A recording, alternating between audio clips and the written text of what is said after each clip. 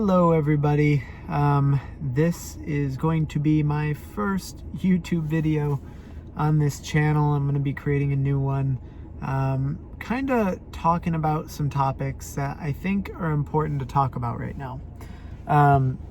And today, this video in particular is going to talk strictly on health anxiety, on cardiophobia to be exact, which is anxiety of heart problems, and talk a little bit about my story because I know personally I have done a lot of looking into stories and what people have gone through to make sure that I don't feel alone. So I wanted to make this something that people can reference, know that you're not alone. People do go through exactly what you're going through. And it's important to note that when things get tough, especially right now with everything going on in the world, there's a lot of things that are raising our stress levels. Know that it's not unmanageable. You can still handle things yourself. You can still make sure that you yourself are getting what you need to live a happy life, because we all deserve to be happy, live a good life, and really enjoy ourselves and not put ourselves down. So I'll break a little bit into my story here. I'm gonna also give some tips that I've found have kind of worked for me. It's still something that I struggle with today. So I'll start breaking into my story here, and then I'll kind of give some advice along the way as I talk about some of the things I've gone through. By no means is this a medical advice video. I'm not a doctor. I can't diagnose you. Don't take this. If you think you're having a real issue, get it addressed. Don't listen to this and think you're fine if you don't believe you are. Get checked out. Have that peace of mind. And I'll cover that a little bit later too. But let's get into it. So I'm 23 years old. I'm going to start off there. I'm young. And I think it's important to note that, because I feel like this heart anxiety, this health anxiety, and everyone deals with it in different ways, stems, I feel like a lot of people I know that have it are younger. And I think it happens around a time that something happens in our life that makes us realize that we're not invincible. And obviously at 23, I know we're not invincible, but until you experience something that makes that, what's the word I'm looking for, that makes that a true topic to you, I feel like in the back of our minds, it doesn't really resonate. And me personally, I have an EMT certification, and I think it started to resonate with me when I started going through that. I think EMT really was a great thing. I mean, I think it's good to know stuff like that. I think it's really important. But I think it gave me a greater understanding of the vulnerabilities that we face on a day-to-day. And while that's not bad, right, it's important to note that that was where I think I started to get into some of the issues that I have today. Personally, I think it's important to note that my stuff started about 2 to 3 months ago. So it started in the beginning of May, end of April, when I started having all these issues and going through things that kind of thrust me into where I am today. And I'll start breaking that down now. So when in April, went through my EMT stuff, got all that done. And during learning about the circulatory system and the heart system and all that, I think I developed a fear in that area. And I'll be honest, I think the reason that it happened had to do with the fact that it's one area in our body that's serious. And that's where my issues stem from, is obviously the circulatory system, the heart. We need them. They're important. Without them, we're not here. Like, without those items, we don't make it. And I think learning about that in a manner that taught me about how quickly things can go wrong, I think it really, to be very blunt, scared the shit out of me and put a fear in the back of my mind that you need to be careful about this because, if this goes wrong, you can't fix it. And okay, that I think is where this all stemmed from. And I think it's important to identify where your anxiety started. If you want to get ahead of it and you want to start to get a grip on it, because it started to take over my life. I still struggle with it today. And if you don't identify where it began, it's very, very tough to figure out how to conquer it, because you need to know where it started to know how to fight the battle, right? If you know, hey, it starts every time I get in the car or every time I'm in public, you can start to narrow down why. Well, why do I feel this way? Okay, my anxiety started when I was, learning about stuff that wasn't great, bad stuff. And stuff that happens to people a lot older than I am, right? Usually. I mean, obviously it happens to anybody, and that's what makes it scary. But the reality is at 23 years old, these fears are pretty irrational, especially when you've been checked to the extent that I have. It's important to note, I have gone through this and it's been a living hell for me for quite a while. I have had countless visits to the ER. I've had visits, I have a cardiologist, I have a GI doctor, I have a kidney doctor. Like, I have all this stuff, and it's not fun, especially at my age. It's weird walking into a doctor's office like a cardiologist and everyone around you looks at you like, why are you here? It's tough because it makes you feel kind of left out, like you are alone. When you go into a cardiologist's office and the average age of the people in there are 50, 60 years old and older, you don't feel like you belong, when you're sitting there and the doctor's talking to you. And my stuff started with a weird feeling in my chest, kind of like this charged feeling, electrically feeling, just didn't feel right? And dealt with that for a few days, finally decided, and it wasn't like anxiety at that point. I mean, it could have been, but I wasn't anxious at that point. So I dealt with that and finally decided to get checked. And I ended up going to, getting checked out.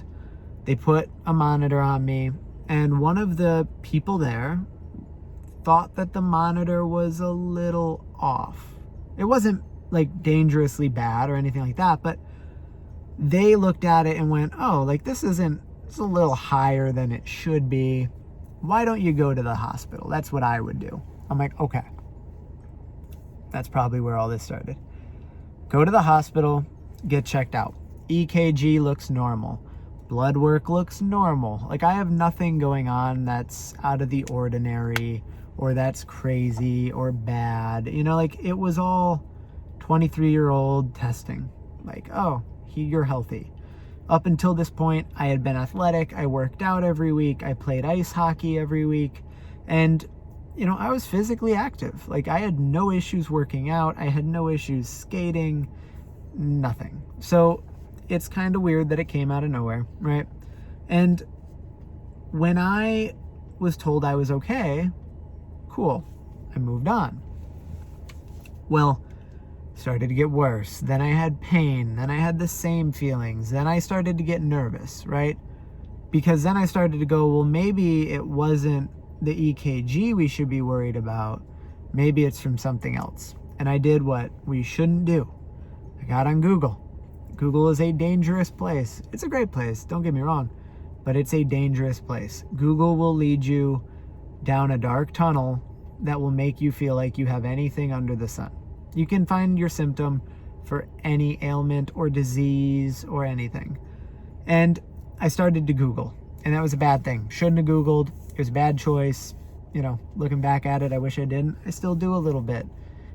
And I need to get better about that. The first thing I'd recommend to anybody going through this, stay off Google. Talk to professionals. Don't disregard your symptoms per se, because they could be serious, right? Like, you never know. But get checked out and listen to those people. Don't do your own research and try to give yourself an MD through the internet, because you won't.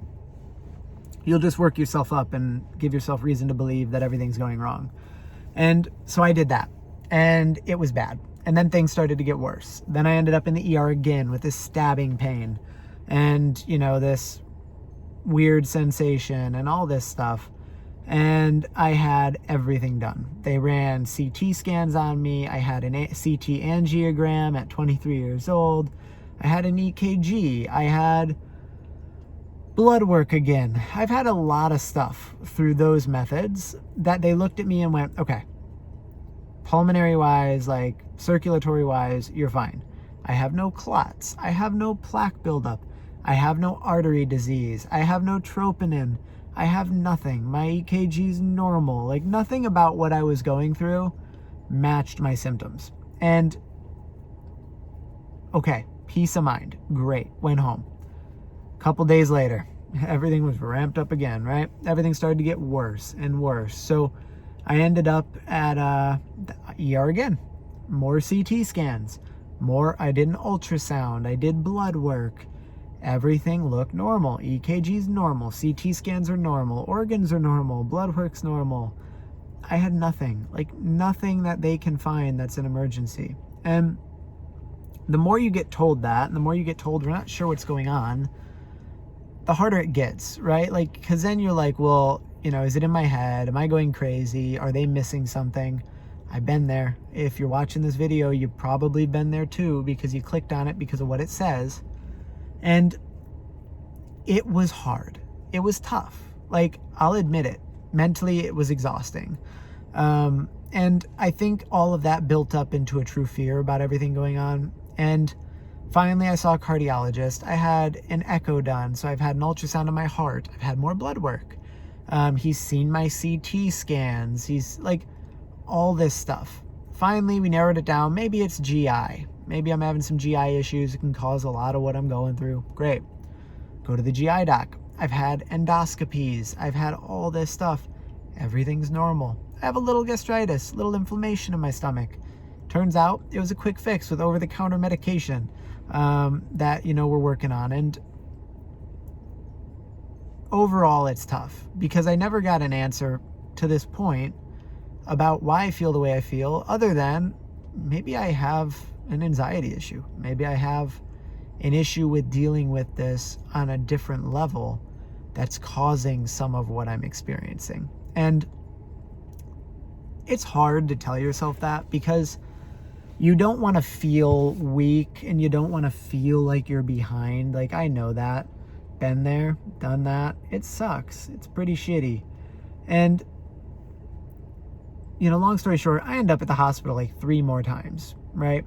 And the final time I ended up at the hospital, I actually had a conversation about mental health because every single time I've been there, everything looks normal. I have no aneurysms. I have no aortic dissection. I have no heart problems. I have no anything. Even when I'm in tachycardia from probably anxiety, it's still normal. Nothing's out of the ordinary and off the charts, right? Nothing that they look at. So it's tough. It's hard dealing with it and feeling like you're alone, like there's no answer, like somebody's just missing something. And it makes you want to keep searching. And trust me, I still have my hard days. If I'd be lying to you if I told you it gets easy right away. Like, for some people, you go to the doctor, they tell you you're fine, and okay, you can cross that off your list, walk away, and you're done. But for me, it's the fear of mortality. And like, I think that's truly at the end of the day what ties all this together. Like, I'm afraid of what happens if something goes wrong. And my mind is obviously tying it to one of the worst things that can go wrong in your body, which is cardiac related. And it's hard to deal with. Like, I won't lie. It is tough to deal with. It's because it's a tough thing to cope with when you aren't sure how to go about it yourself. The biggest thing I've found that's helpful, find somebody you can talk to. Find somebody that you can have a conversation with, that you trust, that isn't going to go tell anybody about what you're dealing with, and that you can truly confide in with your feelings, with your fears, and have a true open heart conversation about what is going on in you. And on a mental aspect too, don't just talk about your symptoms. Like, have a conversation that, hey, this is how I feel. This is what I'm afraid of. It's helped me a little bit. It hasn't made it perfect. It hasn't gone away. I mean, I'll be honest. Making this video, it hasn't gone away. I'm still dealing with this. But it's gotten a little easier knowing that I have a support system that I can turn to and rely on, right? So that's important. Have your support system. Know that you can rely on people. Know that you can feel good about those things. And from there, stay off Google. And I recommend find a doctor that you really like talking with, one that you trust. For me, mental health as a conversation was a little taboo. You know, it was kind of one of those things that, like, oh, you're weak if you talk about it. And nowadays it's very accepted. But in my mind and in my world, it still isn't, you know, and to me, it made me feel weak, and it made me feel like, oh, well, you know, people are going to think that I can't handle things and that I'm not tough and blah, blah, blah. The reality is it doesn't make you weak.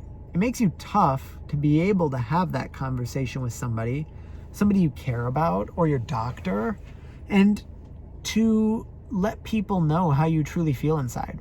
If you're willing to do that and you put that effort in, you will feel better at the end of the day. A little bit. It's not going to go away. Promise, it won't go away. But you'll feel better. You'll feel like you're able to rationalize some of these things a little bit more. I know I can. And that helps at the end of the day with feeling like you have a little more control. I think the biggest fear with health anxiety is things that aren't in your control. If you can't control it, you should be afraid of it. And I know that. I've been there. Like, the reality is find the things you can control. What can I control? Well, I can be positive. I can be happy. I can make sure I try to keep myself as far away from the edge, the metaphorical ledge, you know, that I have. Like, if you get to that point, you're like, I'm in trouble. Like, you know, this is bad, right? And reach out. You can control that. You can control your ability to vent and to reach out and to talk to people and to ask for help. Don't be afraid to ask for help. Sometimes we need it, and there's nothing wrong with that. It doesn't make you weak. It doesn't make you weird. It doesn't make you different. It makes you human. Some people cope with things differently. Everybody goes through anxiety at one point in their life. Whether they show it or not is a different thing. They go through it. Now, if you're having these symptoms, don't just think it's anxiety right away. Definitely get checked out. Have the peace of mind. Don't wait though. Like, if you think you're having an issue, get checked and get everything checked as quickly as you can. Don't do one thing, know that you're still afraid, but go, I'm fine, you know, after you just had one EKG and an X-ray. Like, don't sit there and go, I'm fine, like, I just need to get through this. Like, maybe you need to go and have another EKG. Maybe you need a CAT scan. Maybe you need this.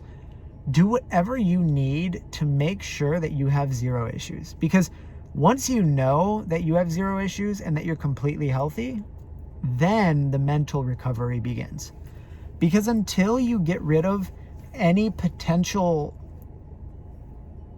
backlash, per se, from your brain of, well, this wasn't checked. Okay, cool. Now I'm afraid again. Like, until you can get rid of that and sideline that by having all your stuff in a line and making sure you got everything checked out, you're going to have fear. It's going to be there. It's not going to go away. You need to make sure that you have all of the knowledge to combat the fear. So, first things first, get your results. Go get checked. Make sure you're healthy and you are okay and that you don't have a real problem that needs to be addressed. And then 2, then come at it headstrong, knowing that, okay, I know where my problem is. I can conquer it the way I need to. So those are my recommendations. You know, overall, be strong. Know it's not the end of the world as long as you've been checked and you know you're healthy. Find doctors that you trust and you can talk to, and trust them, they're professionals. Find a support group or circle or friend or family member that will listen to you, that's willing to be empathetic towards how you feel, and that you aren't afraid to tell them, hey, I'm struggling a bit. Because once you can have that conversation, things get a little bit easier. I promise they do. So I don't want to make this video too long. I'm going to be releasing more. I want to make more talking specifically about how I feel, some symptom stuff, my progress. I want to go through that. But I just wanted to start this today as a way to let people know that you're not alone. There are people that go through it just like you do. Don't feel alone. Don't feel like you're the one person that people aren't seeing. It will be okay. Like, just remind yourself that it's going to be okay. Be strong. Feel good. Have a great rest of your guys' day. If you guys like this type of content, if you're struggling with these issues, comment your problems. I'm happy to respond, tell you, answer some questions you may have. And subscribe, hit the notification button. I'm going to post more. I'm going to talk more about mental health, more about my symptoms, more about what I've gone through, and more about my progress, because I think I need to. I think it's something that, as I share my story, it makes me feel more comfortable with it. And if I can help one person cope with it better, like I'm doing, then I'll feel like I've succeeded. If I can help one person get away from the area I was in, then I know I've done something right, and I've gave back a little bit through what I've experienced. So again, like, comment, subscribe, hit that notification button. I look forward to making these and putting more out there. I'm not sure how frequent they're going to be yet. I want to say once a week, but they may be more frequent. Like, honestly, for me, this is a vent. This is a way to feel better and cope with it as well. So watch out for them. I hope you feel better. I hope you're doing well. Stay strong. I know with everything going on, it's tough, but keep your head high and find a support structure. That's how I'm going to end this.